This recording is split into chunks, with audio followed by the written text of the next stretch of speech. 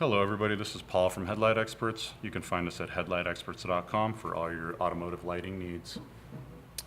So today I just wanted to go over a specific H13 issue some of you are having.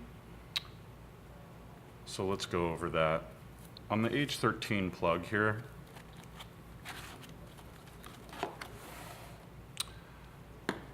now you'll notice there's a clip on the top. We're going to refer to that as the top, and then this flat part here with no clip, we're going to refer to that as the bottom.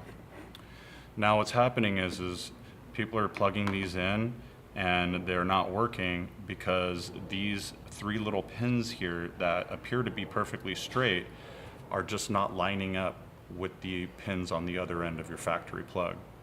So what we recommend you do is that you take a look at the plug, inspect it. Typically, when they're not working, what happens is they're bent down slightly towards the flat bottom area.